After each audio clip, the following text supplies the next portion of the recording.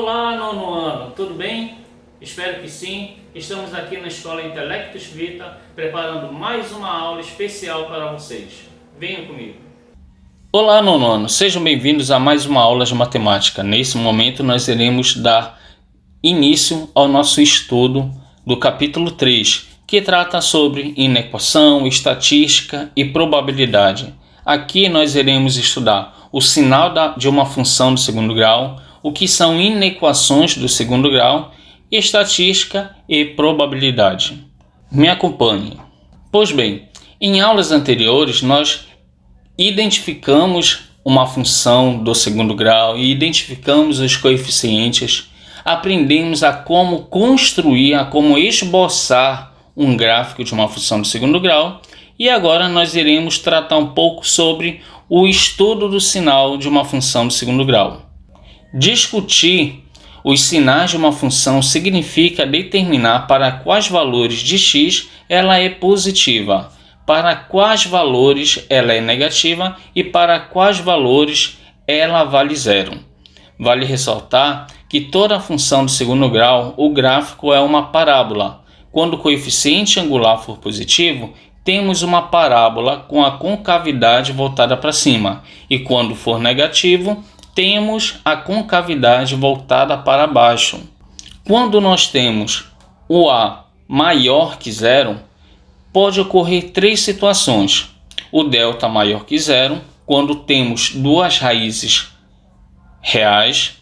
Quando o delta é igual a zero, temos assim então duas raízes reais iguais. E quando o delta for menor que zero, nós não temos raiz real.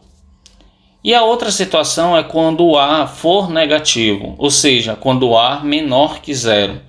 Nós temos duas raízes reais e iguais, e quando o delta for menor que zero, nós não temos raiz real. Para treinar um pouco, vamos fazer a página 59 e 61. Agora vamos tratar um pouco sobre inequações. O que é uma inequação? Qual a diferença entre equação e inequação? Pois bem, as inequações são expressões matemáticas que utilizam na sua formatação os seguintes sinais de desigualdade: maior que, menor que, maior ou igual, menor ou igual e diferente. Observem o exemplo aqui ao lado, onde eu tenho 3x² mais 10x mais 7 menor que zero. A resolução é bem semelhante à de uma equação. A distinção fica na interpretação a partir dos resultados. Vamos treinar um pouco na página 64 e na página 66. Vejamos agora um pouco sobre estatística.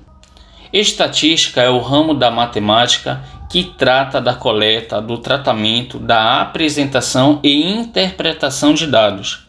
Para se compreender, é importante saber alguns conceitos importantes como universo estatístico ou população estatística, a amostra, rol e classes unitárias.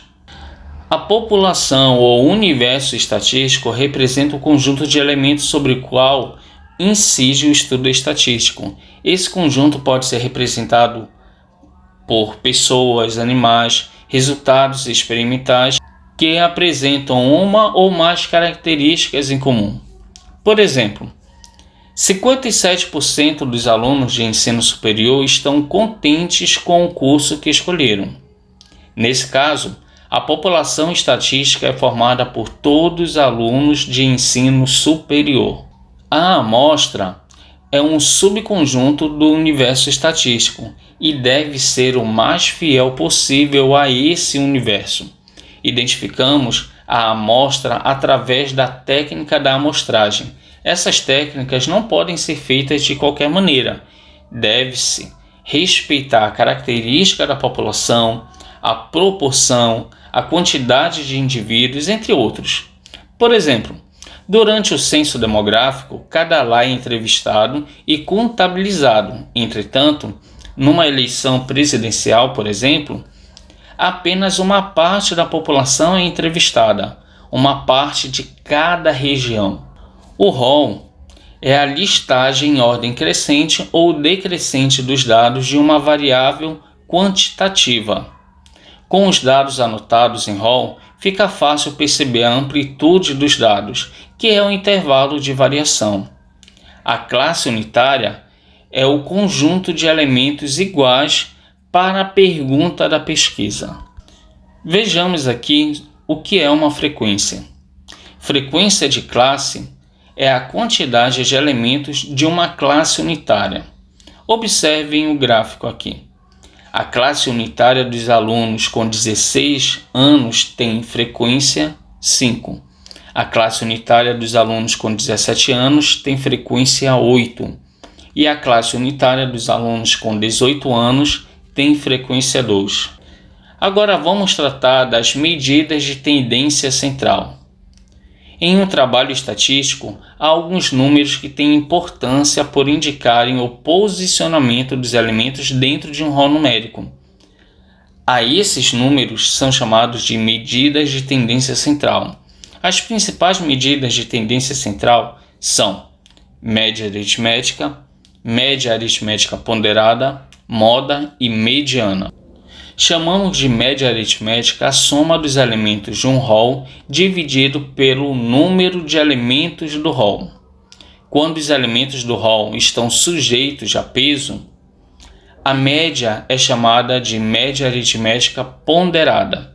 Um exemplo de média aritmética ponderada é para saber se um aluno é aprovado ou não em uma escola.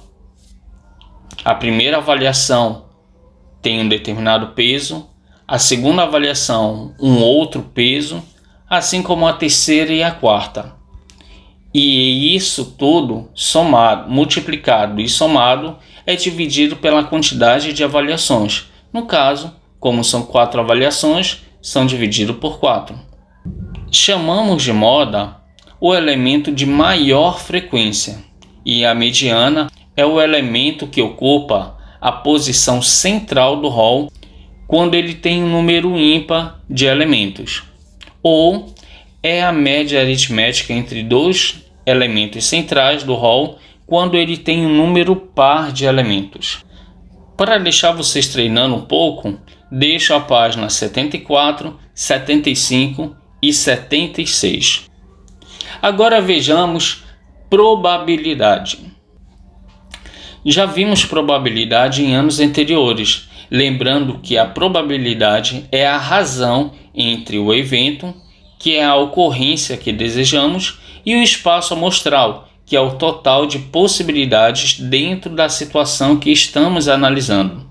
Pensando no arremesso de um dado e na verificação de um número expresso na face voltada para cima, podemos verificar que um primeiro arremesso não influencia no resultado do segundo, ou seja, podemos dizer que são eventos independentes. Agora, se pensarmos em uma urna com 6 bolinhas numeradas de 1 a 6 idênticas e que serão retiradas aleatoriamente, a situação pode ser um pouco diferente. Observe que ao retirarmos a primeira bolinha, a chance de ocorrência de qualquer um dos números é de 1 para 6, ou seja, 1/6. Se após a retirada da primeira bolinha ela não for recolocada na urna, a chance de ocorrência de qualquer uma das bolinhas restantes na urna é de 1 para 5. Nessa última situação, temos o caso de eventos dependentes, ou seja, o acontecimento do primeiro evento influencia diretamente o espaço amostral do segundo evento. Pois bem, alunos, aqui termina a nossa aula do capítulo 3. Bons estudos, qualquer dúvida, estamos aqui. Bom, por aqui terminou a nossa aula. Espero que vocês tenham compreendido e entendido os conceitos que foram aplicados. Façam as atividades propostas que estão no livro de vocês e qualquer dúvida, entrem em contato conosco que iremos ajudá-los nas resoluções. E tenham um bom dia, uma boa tarde, uma ótima noite e lembre-se, cuidem-se.